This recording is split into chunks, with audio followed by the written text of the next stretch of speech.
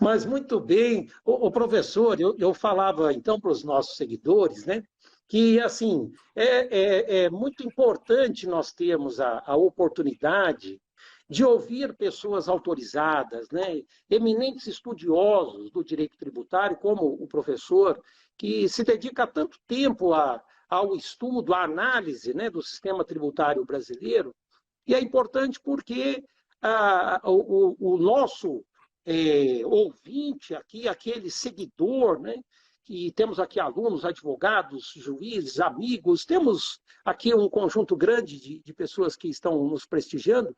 Esse conjunto de pessoas vai passar a ter opinião. E o mais importante é ter a opinião sobre o sistema. Porque eu falava, se nós não tivermos a nossa opinião formada, outros vão formar por nós, né? Isso não é muito interessante, né, professor? Não tem dúvida, Sabraga. Eu acho que o nosso sistema tributário é uma das coisas mais importantes para serem discutidas no Brasil, porque, em realidade, é um dos poucos temas que afetam a vida de todos. Quando você fala em previdência, você fala do aposentado, você fala do trabalhador que está envelhecendo. Quando você fala de saúde, você fala daquele que está precisando de um atendimento, educação e assim por diante. Agora, falou em tributação, é todo mundo, do nascimento à morte. O tempo inteiro está pagando imposto. Portanto, é um tema que afeta diretamente a vida de cada cidadão e a gente precisa saber que tipo de tributação nós temos, como é o nosso sistema, para que seja minimamente aceitável, né? Porque nós sabemos que o sistema tributário brasileiro é um dos piores do mundo. Então, é um tema que precisa ser discutido, debatido, mas, sobretudo, Sabag, esse tema ele é muito discutido assim entre acadêmicos, estudiosos, advogados tributaristas, mas ele precisa ser discutido por todo mundo, na rua, o estudante, no clube, na escola, com os amigos, porque ele afeta diretamente todo mundo. É uma das coisas mais importantes e precisam ser discutidas com muita profundidade. E o nosso sistema necessita muito ajuste, sobretudo. Muito bem, professor Marcos Sintra, professor de Economia da Fundação Getúlio Vargas, está nos prestigiando neste momento, nesta noite, com uma análise acerca do sistema tributário nacional. E, professor, e o tal do imposto único? Porque me permita confidenciar algo. Quando nós falamos imposto único, nós pensamos no professor Marcos Sintra. O senhor sabia que tem essa fama, né? Essa fama aí tão positiva, tão legal, as pessoas associam. Então, assim, que momento especial este, professor, para que aqueles que ainda não entendem, né, o que vem a ser o imposto único, podem agora ouvi-lo aqui no nosso Instagram. O que é o imposto único, professor? Olha, Sabag, realmente, você sabe quando você marca boi com ferro em brasa? Parece que eu tenho escrito aqui na minha testa, imposto único, porque eu venho discutindo isso há muito tempo, há muitos anos. O que é o imposto único? É curioso que é uma ideia antiquíssima. A gente pensa que é uma coisa nova, etc., mas não. Há mais de 300 anos, os economistas já sonham com a ideia de terem apenas um imposto. Por quê?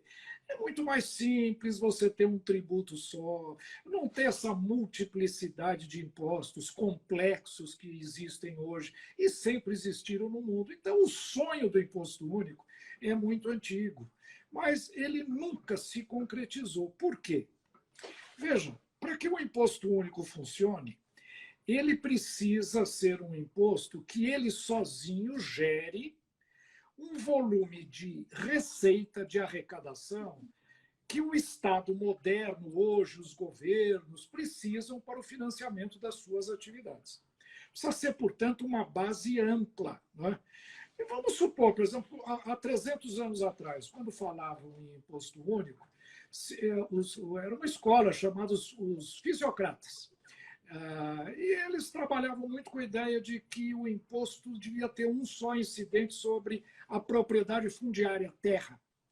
Mas a terra só, ela, mesmo que você tribute muito, o valor dela não é assim tão grande de forma que com uma alíquota, com uma taxa de tributação moderada, né, se arrecade o que o Estado precisa para o custeio das suas atividades. E, com isso, passou 300 anos sem que tenhamos um imposto único.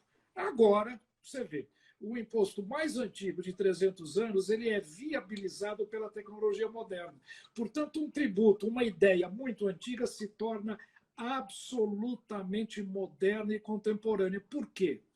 A digitação permitiu se descobrir qual é a base tributária que pode ser, digamos, a sustentação, o pilar fundamental do imposto único. E o que é isso? O pagamento.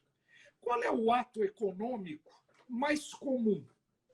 Quando você compra ou quando você vende uma mercadoria. Quando você paga ou quando você recebe. Então, vejam, se a gente conseguisse tributar qualquer pagamento, qualquer troca de dinheiro entre indivíduos, entre agentes na sociedade, nós teríamos a base mais ampla possível. Tudo tem uma transação em dinheiro equivalente. Quando eu alugo, quando eu compro, quando eu vendo o meu trabalho, quando eu compro uma mercadoria, quando eu vendo, quando eu recebo o meu salário, quando eu faço um investimento. Então, esta é a melhor e a mais ampla forma de tributar. E por que não se tributou pagamento antes? Porque antigamente o pagamento era feito em dinheiro. Não dava para pôr um fiscal atrás de cada pessoa, cada vez que ele punha a mão no bolso para tirar uma moedinha, para fazer um pagamento, ou pagar uma compra, tributar isso, não dava para fazer. Agora, o mundo digital concentrou todos os pagamentos e recebimentos aonde? No sistema bancário. O mundo digital fez com que todos o fluxo de pagamentos numa economia inteira, que antes aconteciam de forma difusa, manualmente, com recursos manuais em dinheiro, passassem agora a ser feitos através de mecanismos digitais nos bancos. Então, os bancos podem fazer esta arrecadação que, em realidade, faz com que o pagamento possa ser tributado. Então, veja, a ideia do imposto único é essa. Já que o pagamento é a coisa mais ampla de todas as atividades econômicas, é o movimento econômico mais universal que existe, e ele se concentra todo nos bancos, mas eu consigo ter um só imposto, e aí eu acabo com esses impostos infernais que existem todos aí. ICMS, IPI, PIS, COFINS, IPCA, olha, e vai embora. Quer dizer, você tem mais de 70 formas de arrecadar tributos no Brasil que poderiam ser eliminadas se nós tributarmos o pagamento. A ideia do imposto único simplesmente é isso. Vamos acabar com todos os impostos, que são difíceis, complexos, geram corrupção, geram sonegação, geram litígio. Né? Vamos acabar com todos esses impostos que infernizam a vida de todo mundo numa sociedade e criar apenas um. Cada vez que você faz um pagamento, uma parte desse pagamento é recolhida automaticamente pelo banco, e cada vez que você recebe um pagamento, o banco também automaticamente recolhe um pedacinho desse. E acaba com todos os outros impostos. E veja, esse é um imposto que não precisa nota fiscal, não precisa fiscal, não precisa auditor, não precisa declaração, porque ele é automático e universal. Ninguém consegue deixar de pagar esse imposto, a não ser que você faça todas as suas transações em moeda manual, em dinheiro, o que é inviável na sociedade moderna. Eu, por exemplo, estou usando esse paletó aqui, provavelmente o fio vem do Egito, o botão é fabricado aí de boi criado em Goiás, o tecido é fiado em Minas Gerais, o alfaiate aqui. Como é que eu vou fazer esses pagamentos todos em dinheiro? Não dá. Então, a ideia do imposto único é essa. É muito simples. Vamos acabar com todos os impostos, vamos criar apenas um tributo, um imposto sobre o pagamento e eliminar todos os outros. É uma ideia de uma simplicidade tão extrema que, às vezes, a gente desconfia. Né? Eu me lembro uma vez comentando essa forma de tributação, o professor Delfim Neto, ele falou assim, olha, é bom demais para ser verdade. Mas é a verdade. Pode ser. Ele está hoje à nossa mão. Está na nossa mão. Então, essa é a ideia do imposto único. Logicamente, tem que sofrer algumas modificações, algumas alterações, isso que a gente pode discutir depois, mas o conceito fundamental, Sabag, é esse, de uma extrema simplicidade, é um tributo insonegável, universal e, mais importante, todo mundo paga na proporção do que gasta ou do que recebe. Então, quem ganha muito, paga muito. Quem ganha pouco, paga pouco, que é proporcional numa alíquota fixa a tudo aquilo que a pessoa paga ou recebe através de um pagamento. Essa é a ideia. Muito simples, mas precisa vontade política. Alguém tem que trazer essa ideia à baila para superar, né, preconceitos, superar obstáculos e fazer com que esta forma tributária seja aplicada de fato no Brasil. Muito bem, professor. E assim, eu acho que o que estamos propondo aqui, que é o debate, né, e o acesso, acima de tudo, é o primeiro passo, né, para que todos possam formar a sua opinião e entender um pouco mais sobre o sistema tributário doméstico, né. Nós temos alguns dados que são, assim, alarmantes, né, e realmente abraçam o DNA da ideia do imposto único, que é a simplificação. Né? Nós temos um sistema com uma quantidade de normas, eu falava antes do professor estar conosco, uma quantidade de normas que beira ao esoterismo. Né? Então, os advogados têm a maior dificuldade de interpretar, os juízes também, os contadores. Bom, e o cidadão é a vítima com V maiúsculo, né, disso tudo. Nós temos, para além disso, um sistema que arrecada muito e que devolve pouco, não é?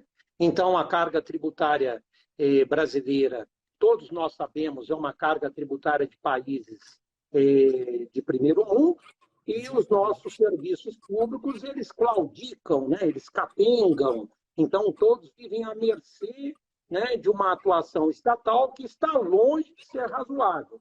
Então, tudo isso assim, lança luzes para a necessidade de uma simplificação do sistema. Se nós não tratarmos com seriedade isso, sempre falaremos de reforma para inglês ver. Né? Então, assim, o sistema nosso precisa ser simplificado. O professor Marco Sintra traz aqui a ideia, por ele já tanto estudada, né, e tão difundida, que é a ideia do imposto único. E, professor, eu penso que a gente tem algum caminho a percorrer, né, para avançarmos nessas ideias, e eu vou provocá-lo aqui agora, muito humildemente, com alguns questionamentos que muitas vezes transitam em minhas aulas, né, sobre essa questão.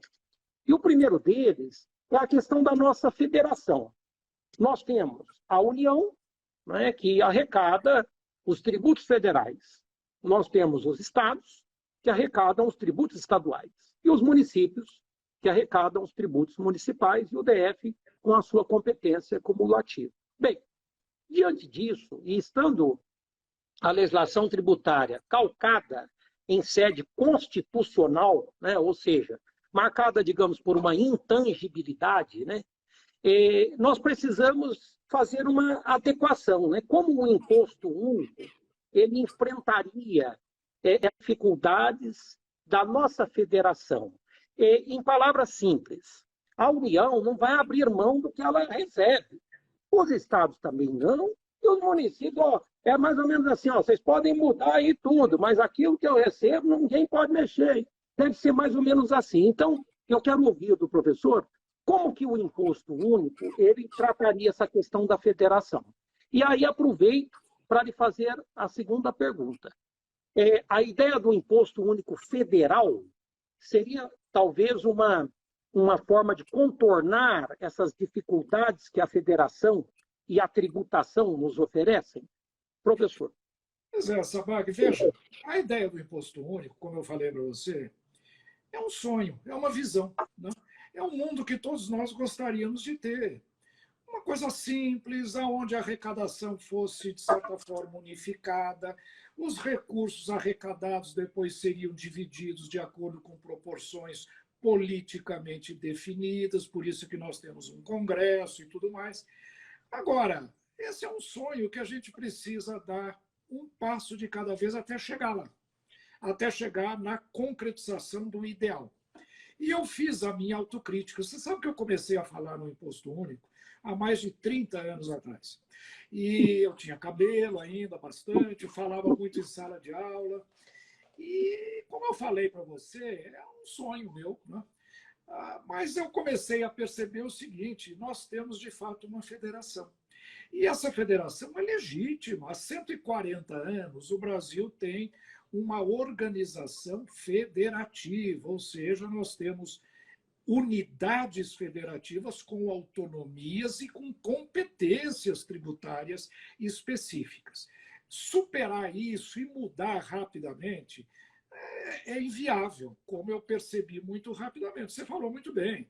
Os prefeitos querem eles administrarem a sua cidade, os governadores também estabelecerem as suas políticas, darem favorecimentos ou incentivos para determinadas atividades que sejam do interesse da coletividade, ou tributar mais uma ou outra que não seja. Enfim, eles querem ter poder de administrar os seus tributos. Então, eu pensei o seguinte, e fiz a minha autocrítica.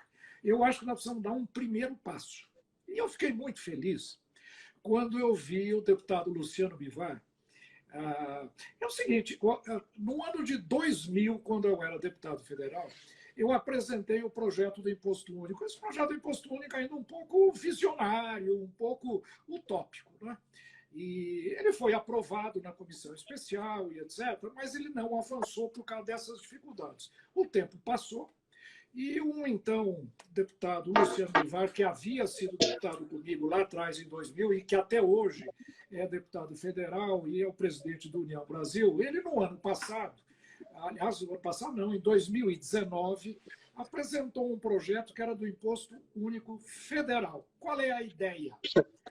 A ideia é a seguinte: vamos usar o mesmo conceito, só que vamos experimentar primeiro nos tributos do governo federal, assim a gente não afeta governadores e nem prefeitos, eles não vão se opor. Por outro lado, o sistema vai funcionar bem, eles vão, digamos assim, voluntariamente se mobilizando para também aplicarem alguma coisa semelhante. E, ao longo do tempo, nós construímos o Imposto Único. Então, o que é o Imposto Único Federal? É o primeiro passo para nós chegarmos à ideia do Imposto Único nacional, global. Então, a ideia é que os estados continuem com os seus tributos, os municípios continuem com os seus tributos, mas o governo federal cria um Imposto Único. Junta todos os impostos em apenas um tributo sobre pagamentos. O experimento vai ser muito interessante e muito exitoso, e a sociedade, vendo como esse sistema funciona bem a nível do governo federal, vai começar também a se interessar em expandir esse mecanismo no futuro para estados e municípios. Então, a ideia do Imposto Único Federal é isso. Vamos pegar todos os impostos federais, IPI, PIS, COFINS, ITR, e todos o próprio IOF, que é um imposto que deveria ser um imposto regulatório, mas é um imposto arrecadatório, infelizmente, e várias outras incidências tributárias. Vamos eliminar todas elas, inclusive a tributação sobre trabalho, que é uma tributação criminosa, na minha avaliação. Isso são as contribuições, né? As contribuições previdenciárias, tanto do patrão quanto do empregado, seriam eliminados. E tudo isso seria substituído por um pagamento por uma tributação sobre pagamentos. A alíquota prevista, Sabag, é de 1,8% no débito e no crédito bancário. E o deputado Luciano Bivar, ele teve uma proposta. Em realidade, a alíquota seria mais baixa, seria 1,26%.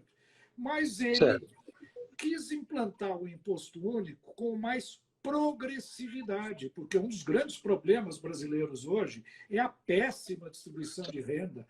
Nós temos aí uma concentração de renda muito grande. Então, para o sistema ser mais progressivo, ele prevê no seu projeto a isenção de todo e qualquer pagamento até 5 salários mínimos mensais, até R$ 6.000 com o salário atual, aproximadamente R$ 6.000.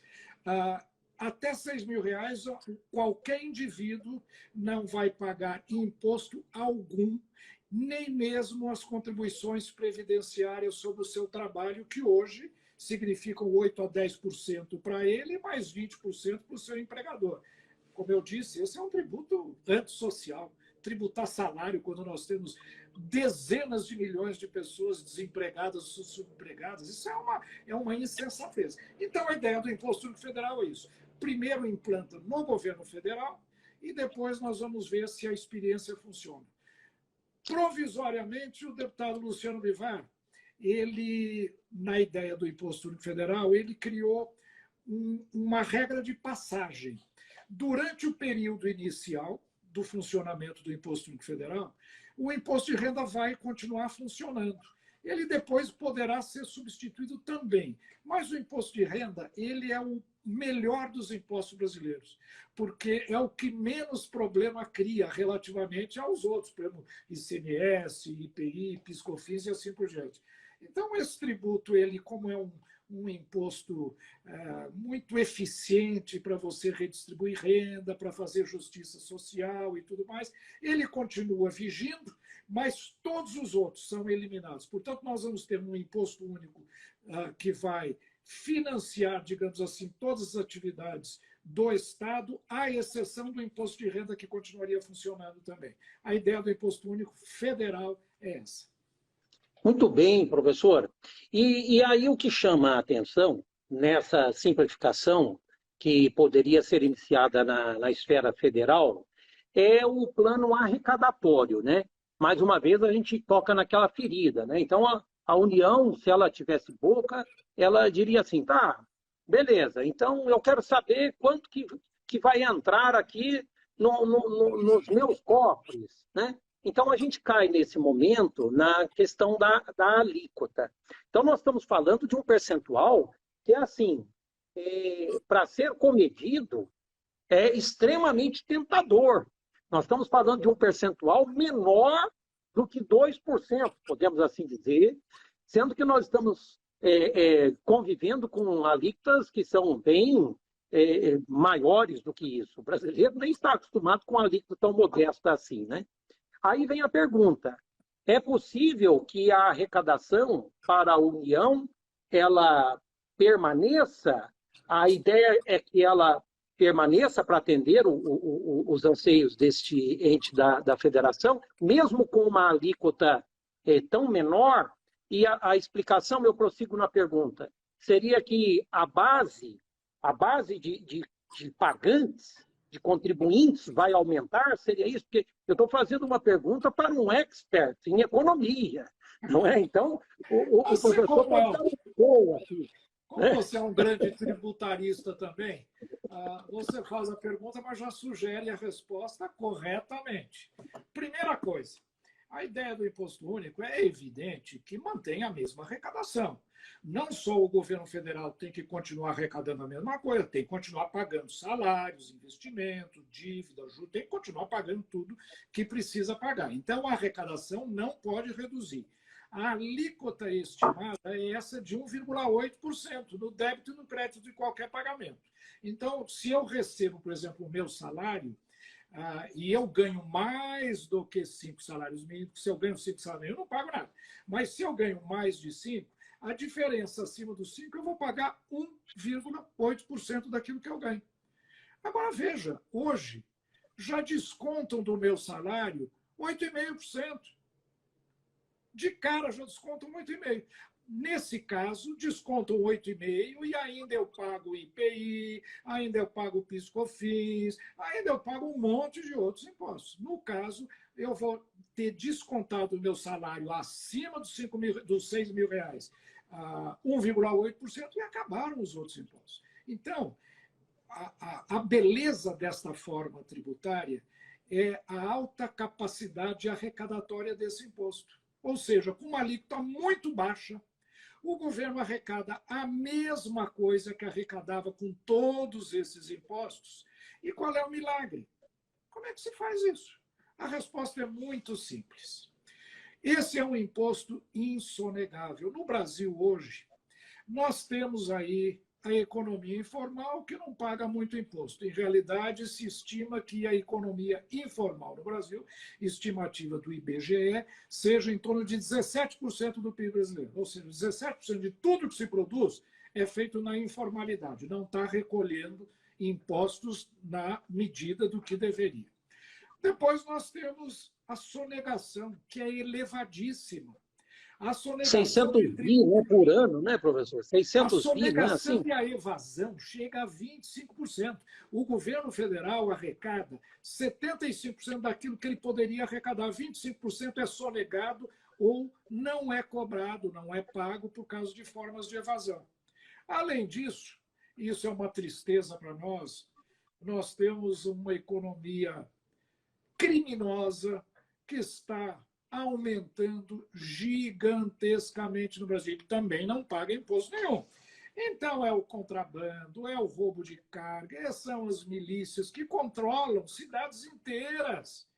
Existem milícias que controlam cidades inteiras, que são donas das lojas, que constroem apartamentos, que têm o comércio, também não pagam nada. Se nós somarmos tudo isso, nós estamos falando em aproximadamente 30% do PIB que está fora do sistema tributário. E nós que pagamos, estamos pagando por eles. Então, o segredo, a beleza desta forma tributária é que ela incorpora esses que não estão pagando. Os que estão pagando demais, vão pagar menos. E aqueles que não estão pagando nada vão começar a pagar aquilo que devem pagar. Em realidade, nós vamos arrecadar o mesmo volume de recursos. As transferências para estados e municípios também serão mantidas exatamente como se encontram hoje. Por isso é que eu digo, é uma boa forma de começar a experimentar o imposto único sem gerar conflito federativo, né? Sem gerar reclamação. Estados e municípios vão continuar recebendo a sua parte na arrecadação federal que recebem hoje, só que todo mundo vai pagar. E com isso nós vamos ter um impacto muito forte nos preços das mercadorias, que vão ter uma queda muito grande. Então, veja, o trabalhador brasileiro ele vai pagar menos imposto, ele vai ter menos desconto previdenciário, ele vai pagar menos imposto na hora de comprar mercadorias. Nós temos estudos que mostram que o impacto nos preços vai ser de redução do nível geral de preço da economia. É um sistema tributário cujo principal segredo é esse, é fazer todo mundo pagar. Se todo mundo paga, todos pagam pouco, todos pagam menos. Ao passo que, do jeito que está, cada tem um segmento que paga demais e outro segmento que não paga nada. E esse segmento que não paga nada está crescendo, ele corrompe a sociedade, ele gera, enfim, todo tipo de desconforto com aqueles que trabalham corretamente, produzem, pagam os seus impostos. Então, é uma ideia que eu acho muito justa e, sobretudo, não causa absolutamente nenhuma perda de arrecadação, nem a estados, nem a municípios, nem ao governo federal, e um grande aumento no poder aquisitivo da massa trabalhadora e da massa de salários do país como um todo. Eu acho que é uma medida de desenvolvimento muito forte para o país.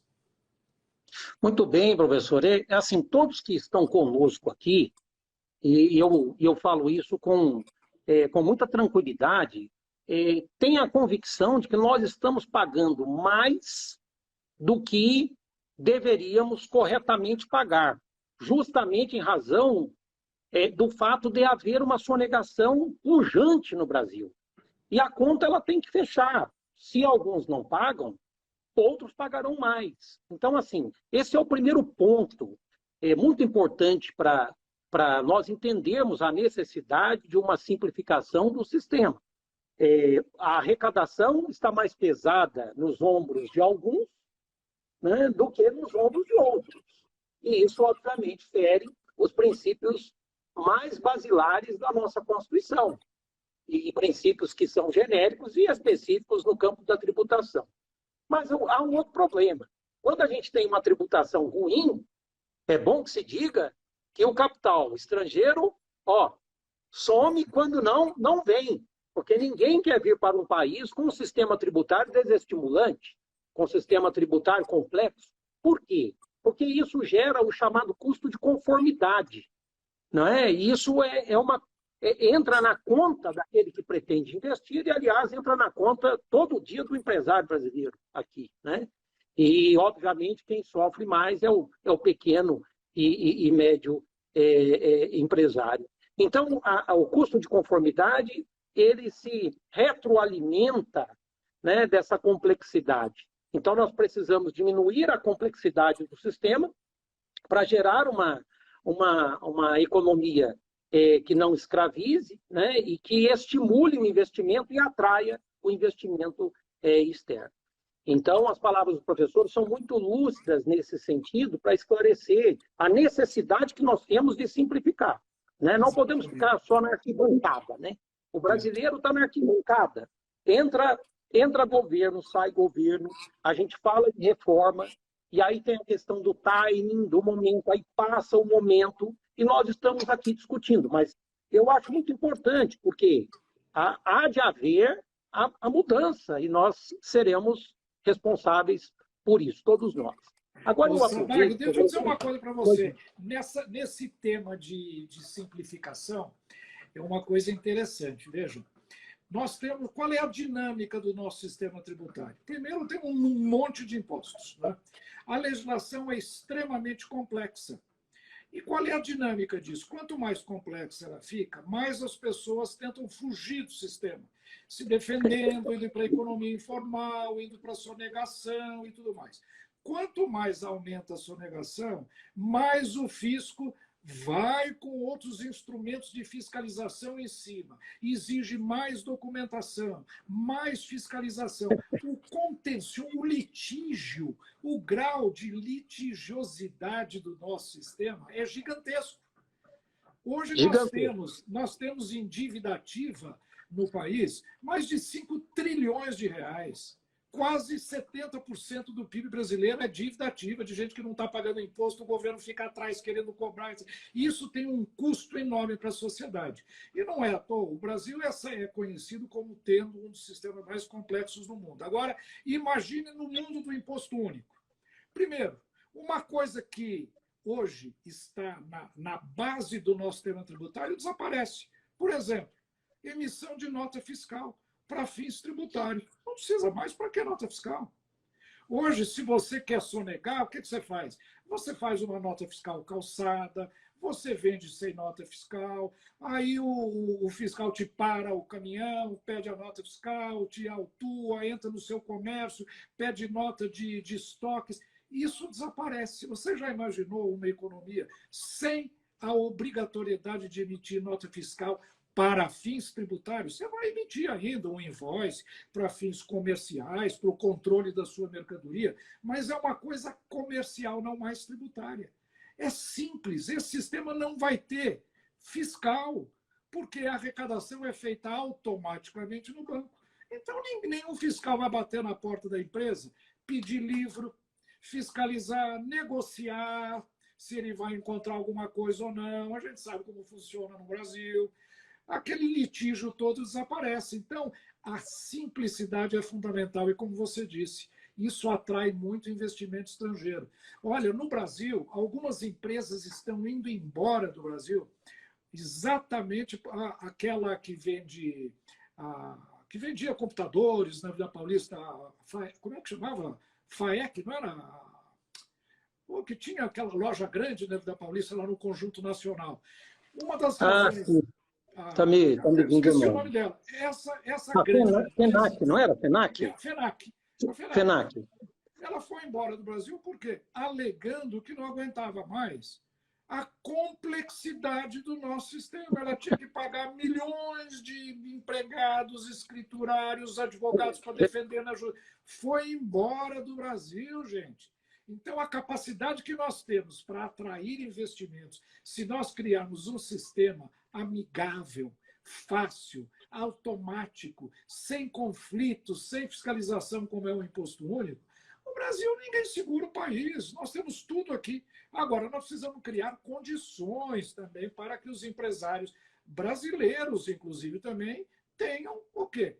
Paz de espírito, para fazer o que eles sabem fazer, produzir, vender, ganhar dinheiro, ser mais eficiente. Agora, ficar fazendo escrituração fiscal, se defendendo na justiça, sendo autuados pela fiscalização, contratando advogados, batalhões de assessores para entender a legislação, isso desestimula muito. É parte importante do chamado custo Brasil. O Imposto Único Federal reduz o custo do Brasil, aumenta a competitividade do Brasil, simplifica a vida para todo mundo. Então, eu acho que é uma ideia fantástica. Agora, o Imposto Único Federal, ele... Veja, por que ele não... A grande pergunta que todo mundo faz, eu mesmo disse, né, que propus isso há 20 anos atrás, quando eu era deputado. Por que ele continua engavetado? Falta Sim, de vontade política. Falta sim, de nós estarmos conversando com a sociedade como nós estamos conversando agora, eu e você aqui. Esse certo. é um tema de fato. Falar sobre tributo é uma coisa pesada, é uma coisa desagradável. Todo mundo pensa que é uma coisa só para a empresa. Não, isso é uma coisa que afeta todo mundo. E no momento em Claro. que se explica bem para a sociedade o que é o imposto único, eu acho que ninguém segura. Aí a ideia do imposto único, começando pelo imposto único federal, é o primeiro passo para nós avançarmos na construção desse sistema que eu tenho certeza vai ser muito importante para o desenvolvimento econômico brasileiro. Muito bem, professor, excelente. Vou lhe fazer uma pergunta que também chega sempre a mim, com relação à progressividade e à regressividade do nosso sistema.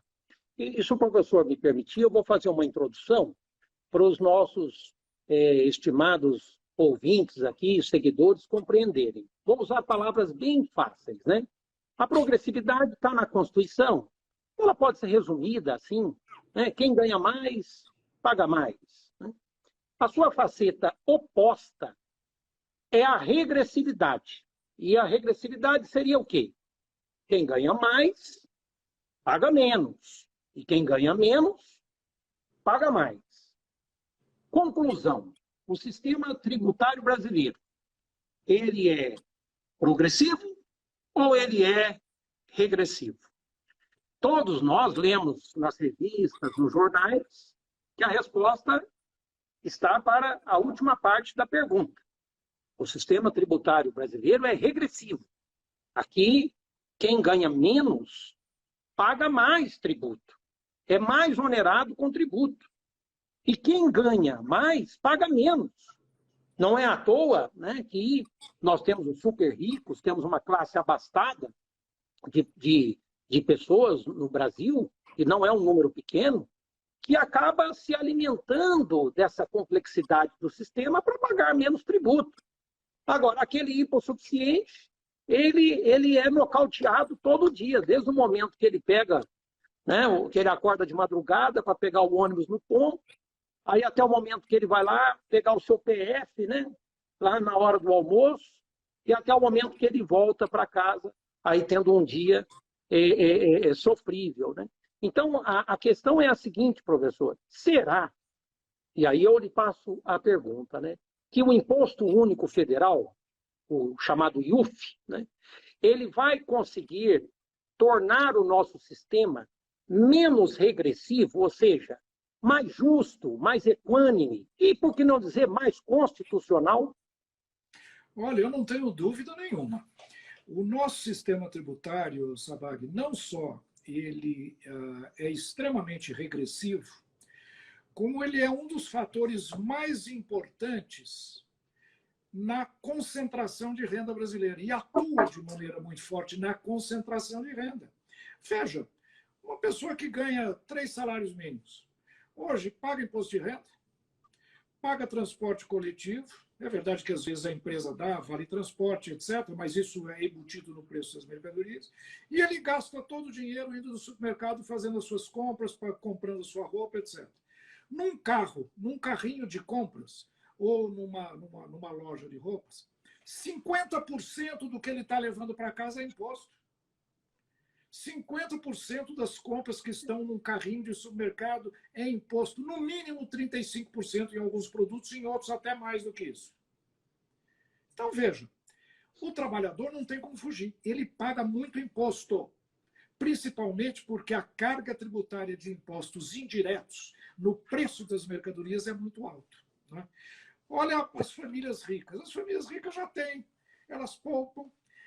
O imposto de renda tem uma série de brechas que se aproveita para pagar menos tributação. O mercado financeiro tem uma tributação mais favorável. Então, veja, as pessoas de renda alta acabam pagando menos proporcionalmente ao que ganham do que o pobre. O pobre gasta tudo, e como ele gasta tudo que tem, ele paga imposto sobre a totalidade da sua renda na alíquota plena, né? Então, o nosso sistema tributário é sabidamente regressivo. A ideia do imposto único, ela reduz muito a regressividade. Em primeiro lugar, porque ela tem este mecanismo de progressividade que o Imposto Único Federal, o IUF, introduz. Até 6 salários mínimos de renda mensal não paga nada. E quando você fala até 6 salários mínimos, nós estamos falando em 60% a 70% da classe trabalhadora brasileira, per capita. Então, a maior parte da sociedade brasileira vai ter isenção do imposto de renda, não vai pagar imposto no salário recebido, não vai pagar o imposto único. A única coisa que vai pagar é o imposto embutido no preço das mercadorias, mas, como eu disse, como esse imposto vai reduzir os preços das mercadorias, ele vai pagar menos, portanto, vai ser menos regressivo. E a carga tributária vai incidir mais em quem movimenta mais recursos, que são aqueles mais ricos, aqueles que têm renda mais alta. Veja, isso não é absolutamente nenhum preconceito contra a riqueza, contra sucesso. Pelo contrário, quem tem sucesso, ganha muito, merece o aplauso e a admiração de todos. Agora, o que não pode é ele pagar menos imposto. Se pagar a mesma proporção, já estaremos dando uma grande vitória à sociedade brasileira no sentido de reduzir a regressividade. Então, eu acho sim, o IUF é muito justo. É um imposto extremamente justo do ponto de vista social, e eu tenho certeza que vai amenizar muito esta distorção na economia brasileira, que é a enorme concentração de renda. E um país, para crescer, precisa ter renda bem distribuída, precisa ter classe média forte. Não adianta você ter uma multidão de gente sem renda e muito dinheiro nas mãos de poucos. Esses poucos não gastam no Brasil, manda dinheiro para fora, investe em coisa que não gera efeito multiplicador interno. Então, nós precisamos distribuir melhor a carga tributária e o peso dos impostos. O IUF é o instrumento perfeito para isso. E ele pode ser também calibrado para se dar mais ou menos progressividade. Eu posso, por exemplo, fazer o seguinte: olha, até 5 salários mínimos não paga nada. De 5 a 10 salários mínimos paga 1,8. De 10 salários mínimos a 20 paga 2. E paga 2,1. Eu posso até escalonar a progressividade desse imposto, mas sempre com alíquotas muito mais baixas do que são hoje, né? Basta dizer, por exemplo, PIS/COFINS tem alíquota de 9,65%. IPI, não tem produto industrial que tenha alíquota menor do que 10%, 15%, 20%. ICMS, 18%, 19%, 20%. ICMS sobre energia, combustível, 20%, 30%. Nós estamos falando, gente, em 1,8%, menos de 2%. Então, todo mundo vai se beneficiar desse sistema. Mas o benefício vai ser bem distribuído. Ele vai favorecer um pouquinho mais aquele que ganha até 5 salários mínimos e que vai ter isenção completa. Eu acho que o IUF é um projeto maravilhoso que precisa ser bem assimilado pela sociedade. E nós estamos num ano eleitoral, né, Sabag? É um ano que eu acho que ideias como essa precisam ser levadas a todos os candidatos a presidente da República, precisam ser discutidos amplamente, porque é um momento que a sociedade para discutir o seu futuro. E o sistema tributário é um dos temas que nós precisamos discutir muito. Excelente, professor. Muito bem lembrado, né? Eu venho fazendo as minhas lives desde ali o início da pandemia, e mostrando para os meus seguidores a necessidade de nós discutirmos a tributação nacional e, e, e refletirmos sobre as melhorias que são necessárias, né? Nós não podemos, como eu falava há pouco, manter um comportamento absenteísta, né? Ou seja, ficarmos alheios como se a tributação ela fosse de vento em popa, né? E nós temos vários problemas para resolver e nós que vamos resolver, porque nós somos os cidadãos e nós que vamos escolher as pessoas que irão legislar, que terão a oportunidade de discutir ideias como essas aqui que estamos discutindo. Eu aproveito esse momento, então, professor, daqui a pouquinho já iremos encerrar o nosso bate-papo tão agradável, mas há algumas dúvidas que quero aproveitar para esclarecer. A questão da sonegação, né? O brasileiro, o professor sabe bem, ele é danado, né? Onde tem tributo, ele já pensa na forma de não pagar o tributo. Basta ver, são 600 bi de sonegação anuais, né, que poderiam estar aí distribuídos, diminuindo o meu tributo a pagar, o tributo do professor Sintra, o seu tributo, mas não.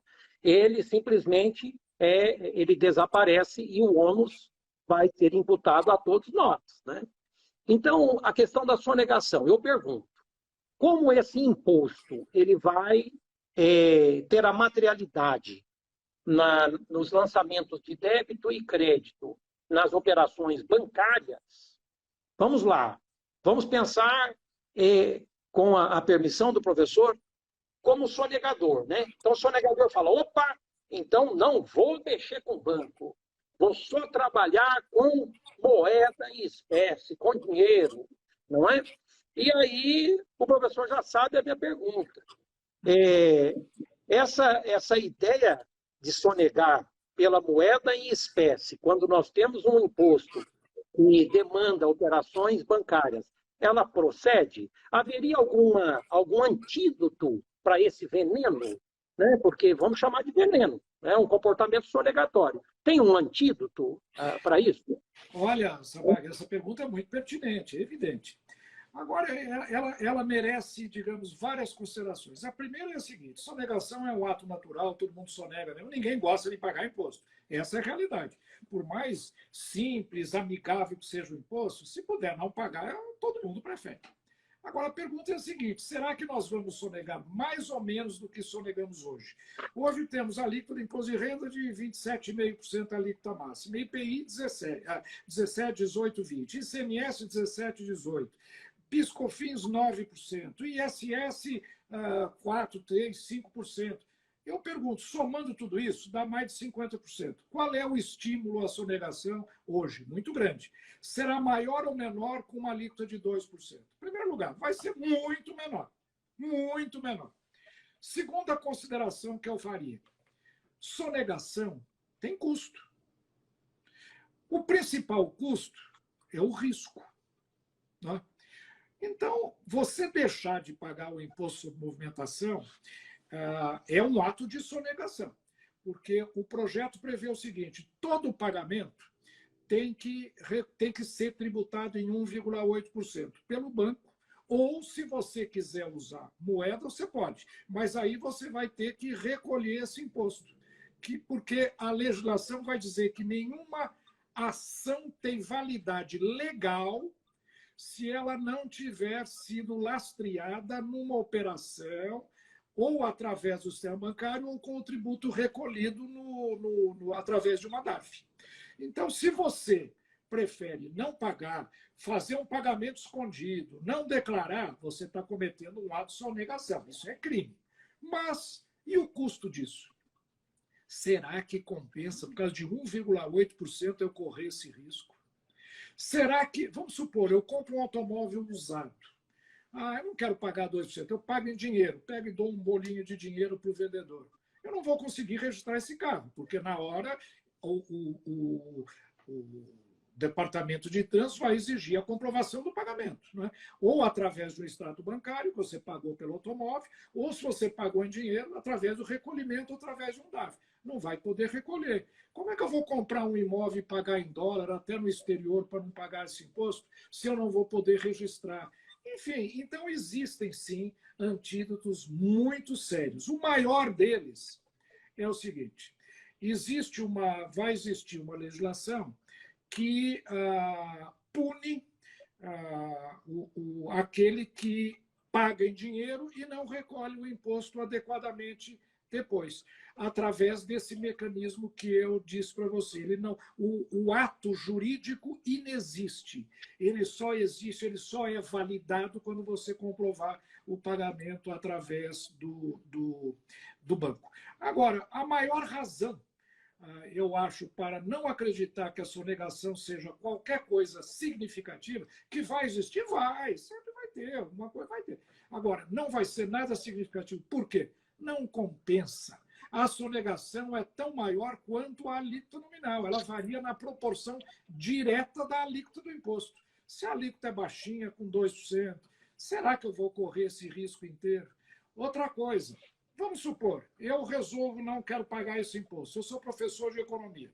Se eu não quiser pagar esse imposto, eu vou ter que achar o dono de um supermercado que me forneça todas as mercadorias que eu quero e eu vou pagar em troca com aula de economia. Como é que eu vou fazer esse escambo para evitar o pagamento? Eu vou morrer de fome, provavelmente. Como é que eu vou, por exemplo, comprar uma... Hoje em dia, as mercadorias não são mais produzidas aqui na esquina da porta de casa. Isso vem de outros países, de outros estados. Eu vou comprar 1 quilo de linguiça, vem de Chapecó. Eu vou comprar um produto têxtil, vem lá da Lapa. E eu vou sair pagando agora em dinheiro qualquer dessas comprinhas para evitar 1,8%. Então, o custo da sonegação é muito forte. Então, eu sempre digo, a melhor forma de evitar a sonegação não é punir, não é pôr na cadeia, isso funciona também. Mas a melhor forma é tirar a motivação da sonegação. Fazer a sonegação morrer de morte morrida e não de morte matada. Fazer a sonegação morrer de morte morrida. Como? Olha, com essa alíquota tão pequenininha, eu prefiro pagar e viver tranquilo, sem problema, do que incorrer em custos enormes, correr o risco de ser punido e ainda ter custos muito mais elevados do que eu poderia se eu fizer um pagamento através de banco. Vou ter que andar com mala de dinheiro na rua, inclusive até questão de segurança. Então, se você quiser... Em tempos de PIX, né? Em tempos de PIX, né? Cada vez mais... PIX, não tem... Você sabe que na Suécia já existe uma lei que em 2037 não haverá mais emissão de moeda. E essa é a tendência no mundo inteiro. Ninguém usa mais dinheiro, o dinheiro está desaparecendo. O mundo virtual hoje, o mundo digital é mundo virtual. Ninguém usa mais dinheiro no bolso, gente. Você acha que eu vou começar agora a ir no banco, sacar dinheiro para economizar 1%? Hoje só cartão de crédito cobra 3% e todo mundo paga. As tarifas bancárias, o PIX cobra das empresas, não da pessoa física, o PIX cobra da pessoa jurídica. Pagam também muito mais do que o imposto exigiria. E as pessoas pagam por quê? Pela comodidade, pela segurança, pela eficiência do mecanismo de pagamento. Então, olha, esta forma de sonegar, que é usar dinheiro no bolso, é uma coisa meio anedótica. Eu acho que ela vai desaparecer, viu? Não vai acontecer e vai sumir. Professor, e assim, é para ontem, né, a necessidade de nós deixarmos o mundo analógico e entrarmos no mundo digital de cabeça, porque, afinal de contas, assim, as obrigações tributárias hoje, elas estão no mundo eletrônico. Os fiscos estão muito bem aparelhados para o cumprimento das obrigações tributárias, digamos, eletrônica ou digitalmente, né? Então, o argumento de que talvez seria um excesso de modernidade também não cola, porque o fisco de ontem não tem nada a ver com o fisco de hoje. Hoje nós temos um fisco muito bem aparelhado, basta ver o processamento da declaração de imposto de renda, que é assim, é louvável, e eu acho que a experiência brasileira ela está à frente das experiências mundo afora com relação à coleta de dados, de rendimentos das pessoas físicas, né? Então, assim, há um terreno muito fértil para nós abraçarmos aí o imposto digital, né? Se é que podemos falar Sem assim. dúvida. Eu acho que esse é um nome muito correto para esse imposto. Veja, o nosso sistema tributário, Sabag, é um sistema tributário que foi criado em meados do século passado, numa Sim. outra economia, na economia industrial analógica. É. Aonde, como é que uma fábrica funcionava? Ela comprava um insumo de um, esse um passava para outro, agregava valor, vendia para outro. Era como se fosse um trem parando em várias estações, e em cada uma delas vai havendo a tributação. Hoje em dia isso acabou. Hoje em dia não tem mais cadeia de produção, hoje em dia tem as redes de produção. Eu vou dar um exemplo para você. O sistema tributário brasileiro, como eu falei, olha no retrovisor, para uma economia que está desaparecendo. No Brasil ainda existe, lógico. Nós não estamos ainda na indústria 4.0 total que existe em países muito avançados. Mas o mundo vai estar mudando com muita rapidez. Imagine o seguinte, eu tenho uma impressora 3D na minha casa. Eu compro um programa através da internet e imprimo uma peça qualquer que eu faço para o meu próprio uso. Pergunta, como é que o sistema tributário atual caracteriza esse conjunto de atividades? Primeiro, quando eu compro através da internet, eu não sei se eu estou comprando do meu vizinho, que está vendendo o programa para mim aqui no apartamento do lado, ou se vem da Arábia, ou se vem da Suécia, ou se vem da Índia, eu não sei de onde vem. Vem por uma onda. Então, primeiro, como é que eu caracterizo essa transação e cobro o imposto da compra desse programa? Não tem como. Não tem como. Então, fico inventando regra. Você é obrigado a preencher, toda vez que você compra uma coisa, preenche uma guia, vai, registra, carimba, tal. É custo. Mas não tem como, não funciona. Segundo, eu produzo para eu usar. Eu vou tributar essa pessoa com ICMS, eu não tributo, eu tributo como uma produção para autoconsumo, ou eu considero essa pessoa que ela vai vender e, consequentemente, tributo com PIS/COFINS. Não sei. Outro dia eu vi um debate de tributaristas, você vai começar a rir, discutindo como é que eles fariam para tributar a compra de propriedade no metaverso. Porque você sabe que existem no metaverso, as pessoas compram terreno, compram casa, compram obras de arte, pagam fortunas, né? E como é que eles queriam saber? Mas deve incidir o ISS ou o ICMS numa compra de uma casa no metaverso? Olha onde a tributação do século passado está nos levando a uma loucura, uma distopia total. Então, qual é a forma de tributar este mundo? A mais fácil possível, está na nossa mão, pagamento. Olha, eu não sei de onde eu estou comprando, se é da Romênia, da Grécia ou da Índia, o meu programa, mas eu vou pagar para esse cara. Na hora que pagou, pum, tributou, acabou. Não preciso saber de onde vem, para onde vai, se eu vou vender, se eu não vou vender, se eu vou comprar. Eu comprei a minha impressora digital 3D, a minha impressora 3D, paguei por ela, acabou. Comprei a tinta, paguei por ela. Não interessa o que eu vou fazer. Então, veja, a tributação sobre pagamento é uma tributação do mundo moderno. As pessoas que ainda pensam e olham para o sistema tributário do século passado pelo retrovisor, olhando para o passado, estão criando esse absurdo com custos elevadíssimos que é o sistema tributário atual. É por isso que o imposto único é moderno. Ele é moderno, ele é absolutamente virtual, é um imposto digital e que nós precisamos agora começar a usar aqui no Brasil com muita... até porque estamos preparados para isso, esse debate já vem ocorrendo há bastante tempo. Né? Eu acredito que nós tenhamos todas as condições para ter muito sucesso no Imposto Único Federal e outros projetos nessa mesma linha. Muito bem, professor, nós já passamos aqui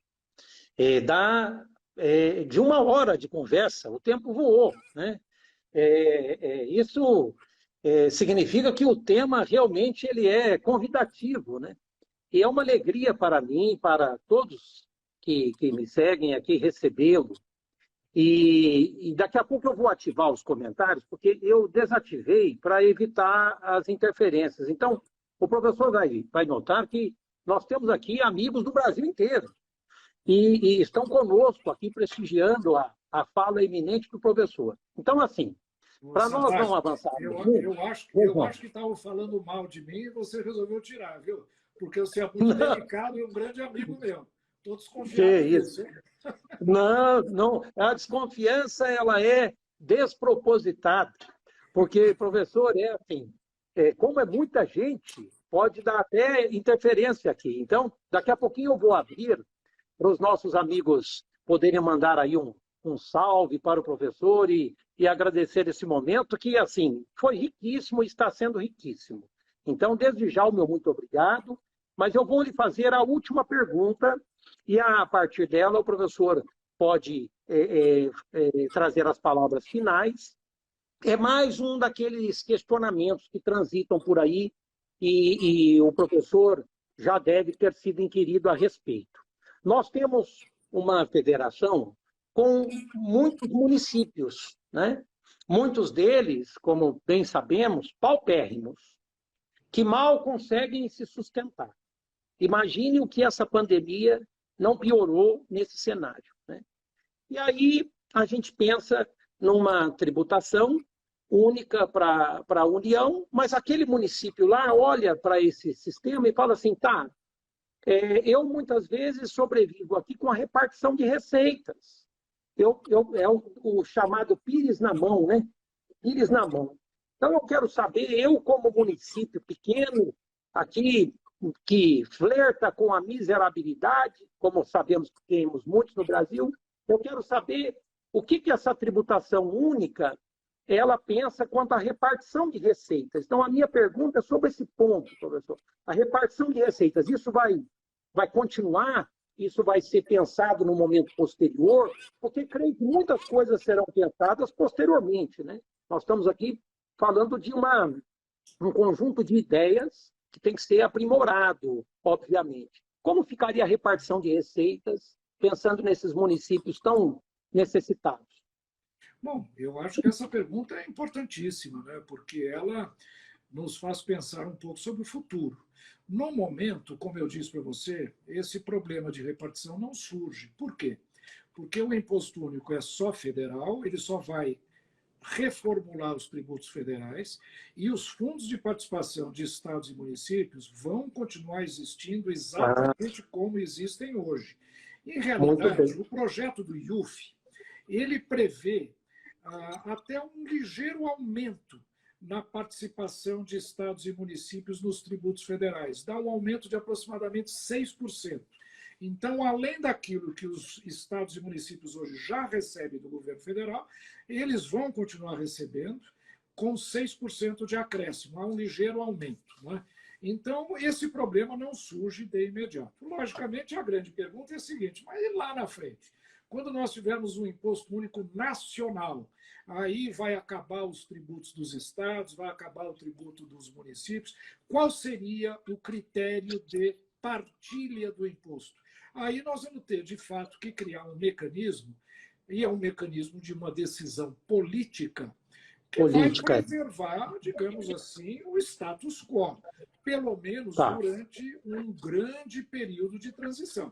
Ninguém quer, por exemplo, fazer com... Se o volume total arrecadado é o mesmo, não há por que não garantir a mesma compartilhamento da arrecadação com estados e municípios, né? Então, o problema não vai surgir.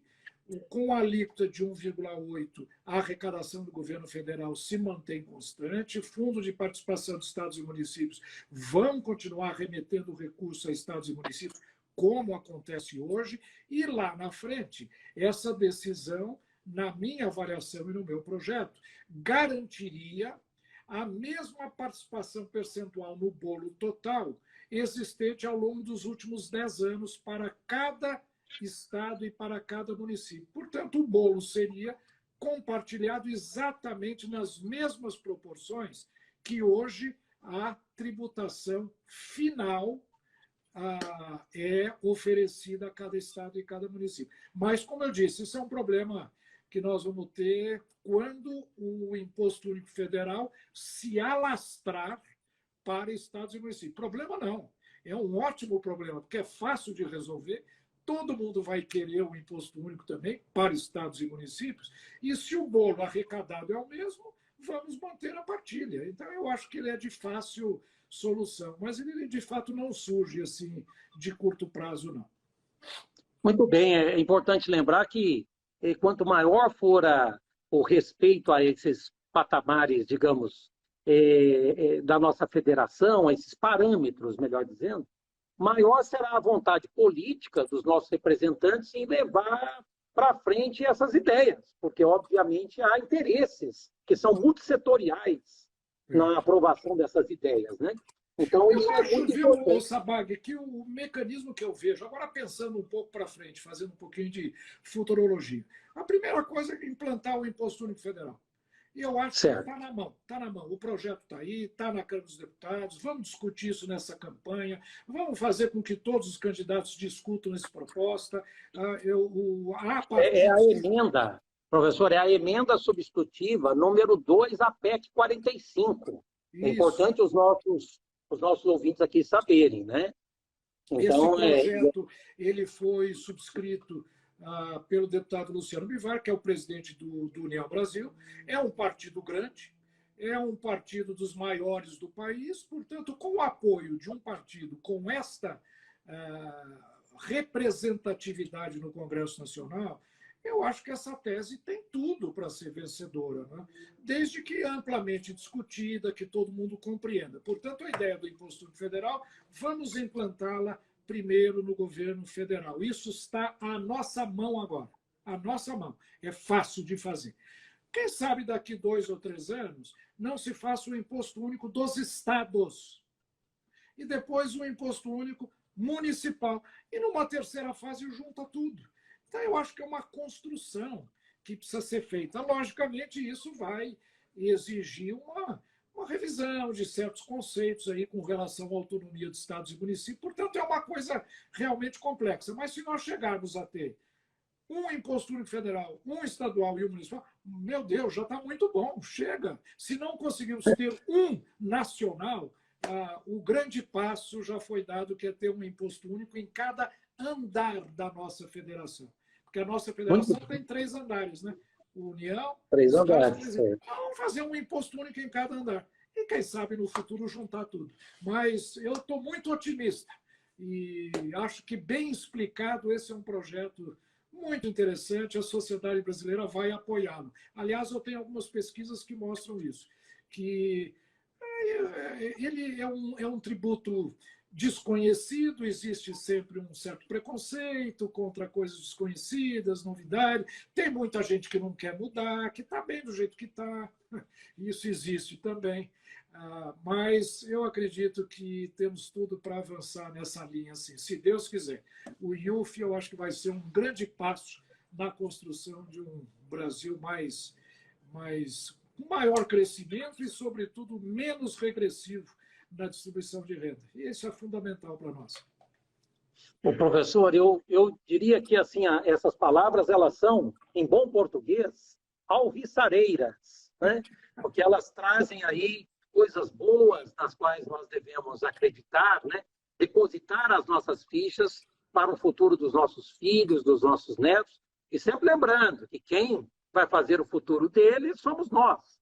Então, nós precisamos tomar aí a iniciativa e espero que, para todos que estão nos ouvindo, que esse bate-papo tenha sido ilustrativo, instigante, e tenho certeza de que o foi. Eu aproveito aqui, professor, porque, de repente, nossos amigos aqui vão querer estudar mais essas ideias, né? Que estão sendo, assim, analisadas pelo professor, eu vou chutar aqui, há 30 anos. 30 anos, talvez. Então, assim, o professor tem obras escritas, né, com ineditismo, né, acerca do imposto único. É isso mesmo, professor, para nós podermos ter acesso a esse material maravilhoso? Olha, eu tenho 2 textos que eu recomendaria que quem tiver interesse procurasse. Não é? Se entrarem no meu site, que é www.marcossintra.org, né? E vocês poderão baixar esses dois textos. O primeiro deles é um que se chama... Eu até mandei para você, eu não sei se você recebeu, Sabag, Recebi. uma imagem da capa dele, e ele chama-se A Verdade sobre o Imposto Único. Eu acho que ele é Certo. bem ilustrativo e discute com muita profundidade a ideia.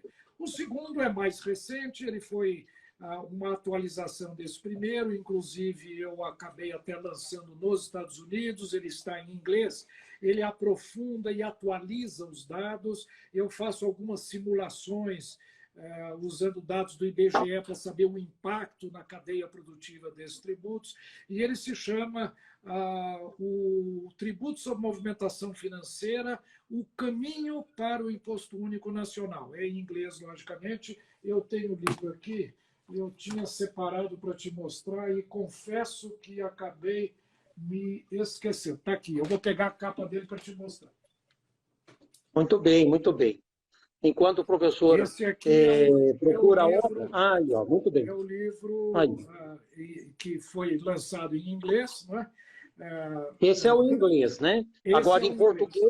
Em português, todos têm acesso à página?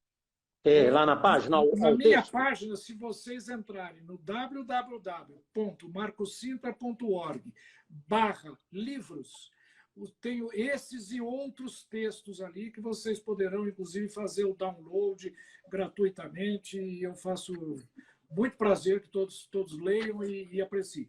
E qualquer dúvida, tem o meu site lá, tem lá o meu e-mail, responderei a todas as perguntas e, inclusive, agradeço muito a você a oportunidade que dá de fazer a minha propagandazinha aqui do livro. Merecido, é um estudo profundo, né? Bem, professor, eu vou ativar aqui os comentários, mas para a gente ver, atestar aqui a presença de todos os amigos, e agradeço aí os salves de vocês. Vocês podem colocar agora de onde vocês estão falando para o professor verificar que nós estamos no Brasil inteiro, né? Coloquem a cidade, mande aí o salve, o agradecimento para o professor. Vou aqui ativar os comentários, para vocês terem um momento, né, de compartilhando aqui essa live, né?